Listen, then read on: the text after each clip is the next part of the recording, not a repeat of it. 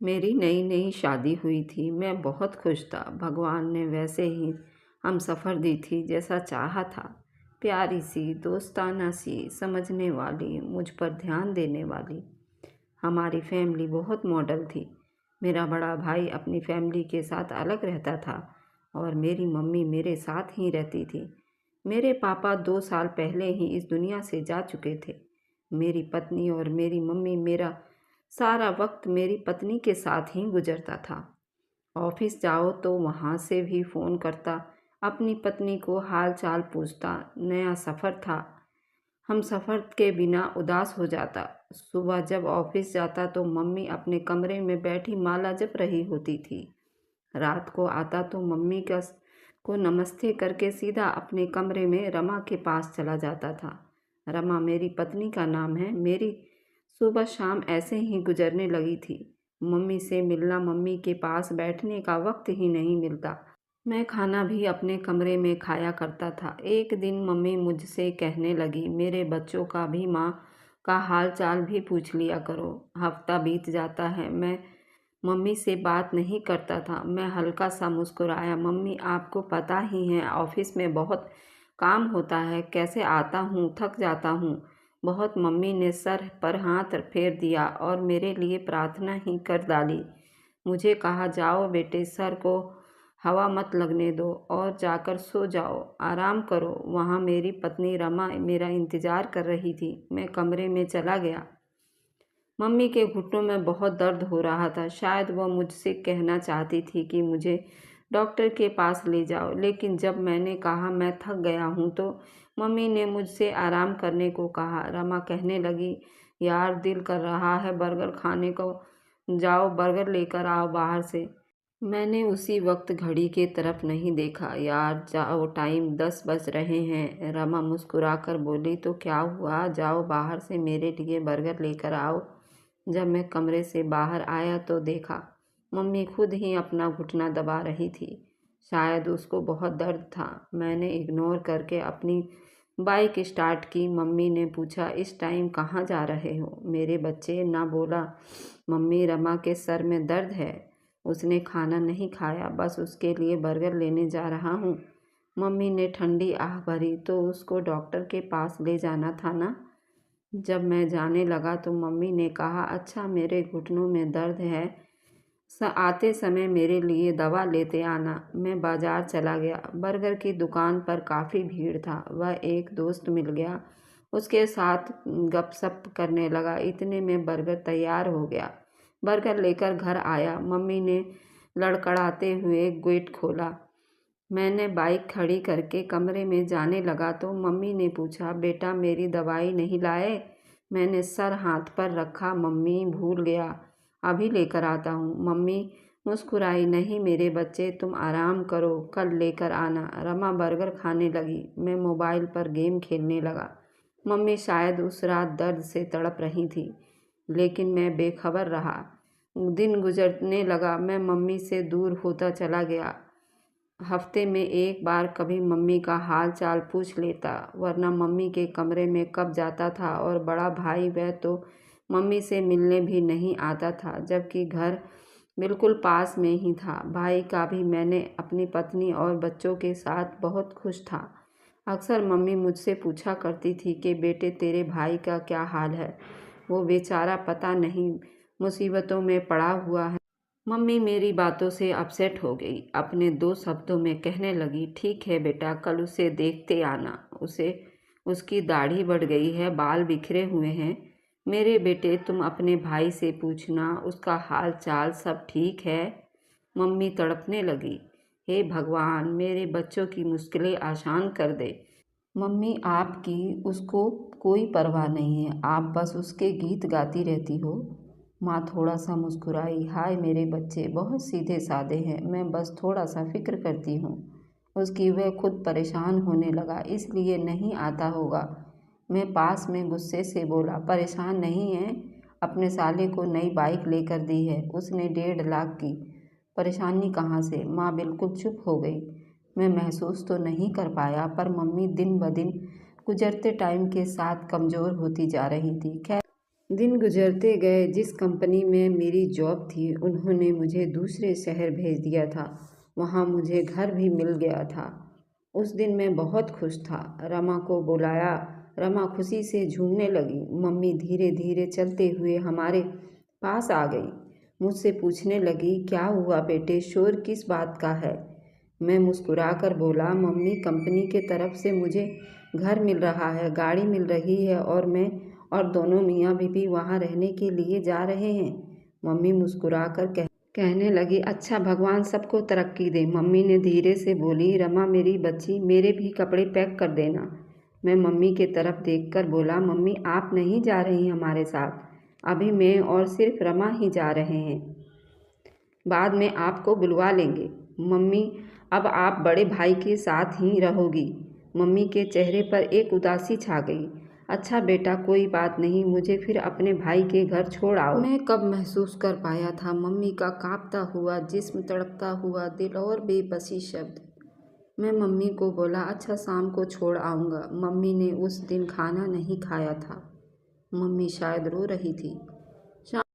शाम हुई तो भाई के घर गया। मम्मी को भी साथ ले गया।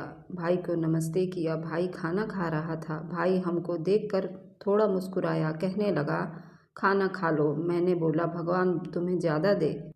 फिर भाई की तरफ देखकर बताया, भाई मम्मी आज से आपके साथ रहेंगी। भाई चुप रहा, फिर बोला, क्यों भाई, तुम थक गए हो क्या? मैं प्यार से बोला, नहीं भाई, असल में मुझे जॉब के काम के चक्कर में दूसरे शहर जाना पड़ रहा है। कुछ महीने बाद मैं माँ को आकर ले जाऊँगा। भाई मम्मी की तरफ देखकर परेशान होने लगा। हाँ हाँ, अब तुम मुझ पर बोझ डाल जा, मैं तो खुद बहुत तंग हूँ। भाई तू साथ ही लेकर जा। भाभी भी गुस्से से बोली, क्यों तेरी बीबी नहीं संभाल सकती? हम तो खुद 2 वक्त की रोटी से तंग हैं। मैं भाई की से कहने लगा, भाई मैं मम्मी के लिए खर्चा भेजता रहूँगा। भाई गुस्से से बोला, हाँ मुझे तो निकाल दिया था ना, घर तो तूने अपने नाम करवा लिया था, अब भाग रहा है, मतलब निकल गया तो? मम्मी कुर्सी पर बैठ गई, मुस्कुराने लगी, मेरे बच्चों क्यों लड़ते हो मेरी वजह से? ऐसा करो मुझे विधवा आश्रम छोड़ाओ, मेरी अब कितनी उम्र ही रह गई है, थोड़ा सा सफ़र रह गया है मेरा। मम्मी उठकर जाने लगी। अचानक मम्मी ज़मीन पर गिरकर बेहोश हो गई। हम दोनों भाई जल्दी से मम्मी को अस्पताल ले गए। डॉक्टर ने मना किया, उनको दूसरा अटैक आया है। क्या कोई परेशानी है घर में? कुछ टेंशन ले रही हैं? उन्होंने मेरी नज़र चुरा कर बोला, डॉक्टर साहब बस घर में छोटी मोटी बातें तो होती रहती हैं। मम्मी बेहोश पड़ी थी, मैं भी पास खड़ा था। अब मम्मी को होश आया तो मम्मी से कुछ बोला नहीं जा रहा था, शायद शब्द अटक भी रहे थे। शायद अटैक की वजह से उनके जुबान पे भी पैरालाइज की शिकार हो गया था। मम्मी ने खाना पीना सब कुछ छोड़ दिया। एक अस्पताल से वापस भेज दिया, वहाँ पर उनके लिए इलाज नहीं था, लेकिन दूसरा डॉक्टर जवाब देते हैं मम्मी को कोई दवाई असर नहीं कर रही थी। मैं बहुत परेशान हो गया। भाई भी पास खड़ा था, मम्मी की हालत देखकर तड़पने लगा था। डॉक्टर ने कहा उनको घर ले जाएं और उनकी सेवा करो। मम्मी को घर ले गए। मम्मी बिल्कुल चुप हो गई थी, जैसे बिस्तर पर कोई मुर्दा लाश हो। ना कुछ खाती और ना किसी से कोई बात करती थी। एक दिन मुझे एक दोस्त ने बताया, एक पीर बाबा हैं, उनको बता दे अपनी मम्मी की परेशानी, शायद तुम्हारी माँ वहाँ से ठीक हो जाएंगी। पीर बाबा के पास पहुँचा। एक पीर बाबा ने मेरे तरफ देखकर बोला, बेटा इधर मेरे पास बैठ जाओ। मैं परेशान होकर बोला, बाबा जी मेरी मम्मी बीमार है, उनका बहुत इलाज करवाया, कोई असर दवाई नहीं कर रही है, हर बड़े डॉक्टर को दिखा दिया, मम्मी ना कुछ खाती है और ना कुछ बोलती हैं। पीर बाबा मुस्कुराए, बेटा ये तो बहुत छोटा सा मसला है, पत्नी ही दवा वगैरह देती है। वह अपने शागिर्द से बोले, जाओ जाकर घर से खीर का डब्बा लेकर आओ। मैं हैरान हुआ। मैं खीर का डब्बा लेने घर गया और वहाँ से दवा ले आया। पीर बाबा ने उस डब्बे पर 12 फूंक मारकर एक बोतल में पानी भर के उसमें 30 फूंक मारकर कहने लगे, घर जाकर सबसे पहले मम्मी के पास बैठना, उनसे कहना मम्मी आप परेशान ना हो, आप ठीक हो जाओगी, खीर बनाकर अपने हाथों से खिलाना, ये दम किया हुआ पानी अपने भाई से कहना पिलाए, उन्हें हाथ से अपनी मम्मी को, और मेरी बात याद रहे, जैसा मैंने कहा है वैसा ही करना है कि रात को ही खिलाना है अपने माँ को, और पानी आपके दूसरे भाई को पिलाना है अपनी मम्मी को। और कल आकर मुझसे तुम ज़रूर बताना, मैं घर आऊँगा। रामा से कहा, तुम खीर जल्दी से बना दो। मम्मी सोई थी, मैं पास गया धीरे से। मम्मी ने आंखें खोली, मम्मी ने सर पर हाथ रखा, मम्मी को सहारा देकर बिठाया। मम्मी ने कहा था ना, प्यार से बोला, मम्मी आप बिल्कुल ठीक हो जाओगी, मैं आज आपको अपने हाथों से खाना खिलाऊंगा। रामा खीर बना कर ले आई, भाई पास बैठे थे। मैं अपने हाथ से मम्मी को खिलाने लगा। मम्मी ने आज खाने से इनकार भी नहीं किया था। एक प्लेट ख़त्म हुई, पानी मांगा, भाई ने पानी गिलास का पिलाया, मुंह से लगाया। मैं हैरान था, मम्मी ने सारा पानी का गिलास पिया। मैंने पूछा, मम्मी और खानी है? मम्मी ने हाँ मैं सिर हिलाया। मम्मी ने उस दिन 2 प्लेट खीर खा ली। मेरे दिल को एक सुकून सा महसूस होने लगा। मम्मी कहा था हरकत करता था। मम्मी ने वह हाथ मेरे सर पर रखा। मैं बहुत रोया। पीर बाबा एक बहुत पहुँचे हुए थे। शायद पीर बाबा के अंदर दिव्य शक्ति थी। जब डॉक्टर ने लाइलाज बता दिया था, पीर बाबा ने अपनी शक्ति से मेरी मम्मी को खाने पीने लगी थी।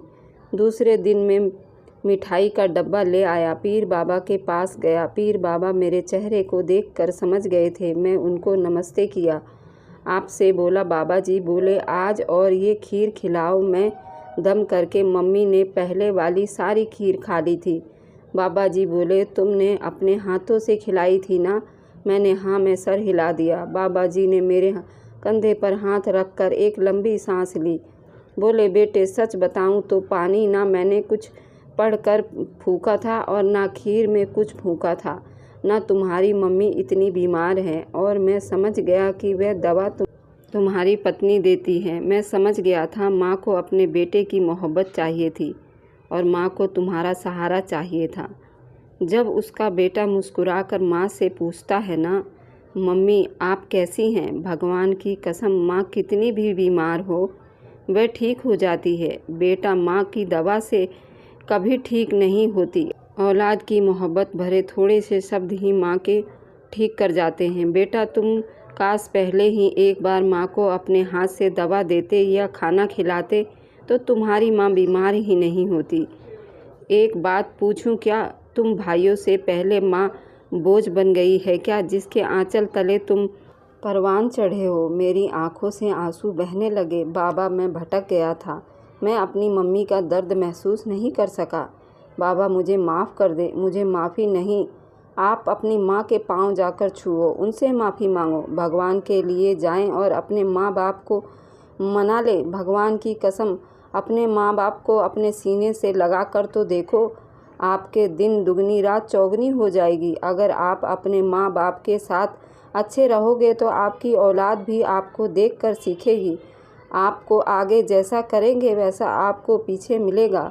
अगर आप अपनी माँ बाप की सेवा करेंगे और उनके ऊपर अपनी जान निछावर करेंगे तो आपकी औलाद भी यही देखेगी और यही सीखेगी। आप अपने माँ बाप को दुखी रखेंगे तो आपकी औलाद भी यही सीख लेगी और आपको यही दोहरा सकती है। तो अभी टाइम है और संभल जाए। अपने घर को स्वर्ग से सुंदर बनाएं, अपने माँ बाप की इज्जत करें और अपने बच्चों को सही तरीका सिखाएं। पीर बाबा मुस्कुराए। बेटा माएँ औलाद से नाराज़ कभी नहीं होती, बस वो जीना छोड़ देती हैं। जा तू अपने स्वर्ग को जन्नत से लगा ले। उसने पूछना, मकाम क्या होता है जिसकी माएँ कब्रों में सो गई हैं? माँ के बिना ये दुनिया कब्रिस्तान बन जाता है। बेटा माँ को दवाई की नहीं तुम्हारी ज़रूरत है। मैं तड़प उठा। मुझे ऑफिस से कॉल आई थी। आप कब जा रहे हैं? दूसरे शहर में। मैंने मना कर दिया। मुझे अब मम्मी के साथ रहना था। मैं और भाई मम्मी के साथ रहने लगे। 2 साल बाद मम्मी अब पहले से बिल्कुल ठीक हो गई हैं। हम बहुत खुश हैं। नया घर भी बनवा लिया है। अपने माँ बाप की कदर कर रहे हैं। कब औलाद से पूरा जहां मांगते हैं, वह तो बस मोहब्बत और एहसास पनाह चाहते हैं। अगर कोई अपने माँ बाप से नाराज़ है तो उसे मना ले।